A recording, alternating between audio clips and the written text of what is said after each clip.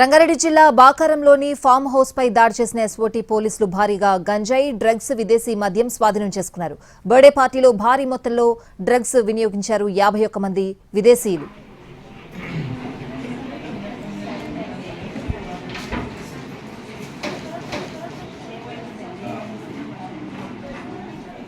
మరింత సమాచారం మా ప్రతినిధి రాధాకృష్ణ అందిస్తారు.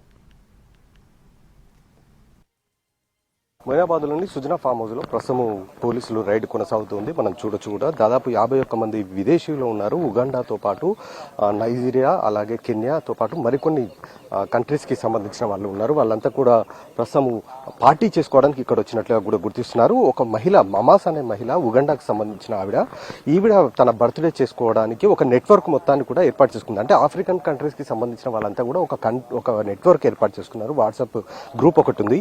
ఆ గ్రూప్ లో వీళ్ళంతా కూడా పార్టీ చేసుకోవడానికి ఒకవైపు వీళ్ళు ఈ ఫామ్ హౌస్ ని ఆన్లైన్ లో బుక్ చేసుకున్నట్లు కూడా అధికారులు చెప్తూ ఉన్నారు.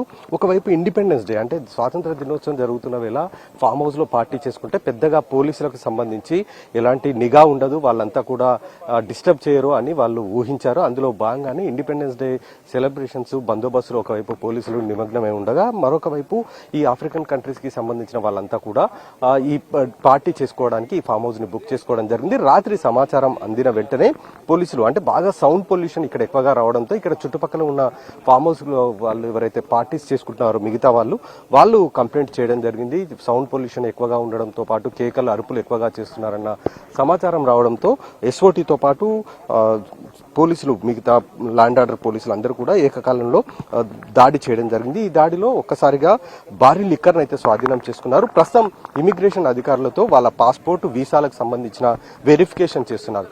ఎవరైతే బర్త్డే చేయడానికి ప్రయత్నిస్తున్నారో మమాస్ అనే మహిళ, ఆమెనే ఓవర్ స్టేయింగ్ గా ఇక్కడ ఉన్నట్లు కూడా అధికారులు గుర్తించడం జరిగింది. అలాగే ఇమిగ్రేషన్ కి సంబంధించిన అధికారులతో ప్రస్తుతం వీసాలు అయితే చెక్ చేపిస్తున్నారు.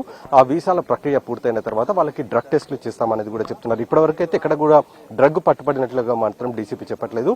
కానీ వీళ్ళు డ్రగ్స్ సేవించారా లేదా అనేది తెలియాలంటే మాత్రం డ్రగ్ డిటెక్టివ్ టెస్టులతోటి పరీక్షలు చేస్తాం. ప్రస్తుతం ఇమిగ్రేషన్ ప్రాసెస్ పూర్తయిపోతే ప్రాసెస్ స్టార్ట్ చేస్తామని చెప్తున్నారు. మొత్తం 51 మందిలో 37 మంది మహిళలు ఉన్నారు, 14 మంది పురుషులు ఉన్నారు. ఇందులో 12 మంది స్టూడెంట్స్ అని చెప్తున్నారు. మిగతా వాళ్ళకి సంబంధించిన వీసాలు ఏంటి, వాళ్ళు ఏ విధంగా ఇండియాకి వచ్చారు, వాళ్ళు ఓవర్ స్టేయింగ్ ఉన్నారా లేకపోతే వీసా కరెక్ట్ గా ఉందా లేదా అనేది పూర్తి స్థాయిలో ఇమిగ్రేషన్ అధికారుల చెకింగ్స్ తర్వాత తెలిసే అవకాశం ఉంది. ఇప్పటి వరకు అయితే ప్రస్తుతం ఇమిగ్రేషన్ అధికారుల ప్రాసెస్ కొనసాగుతుంది. దాని తర్వాత మిగతా విచారణ అనేది కొనసాగుతుంది అనేది డీసీపీ చెప్తున్నారు.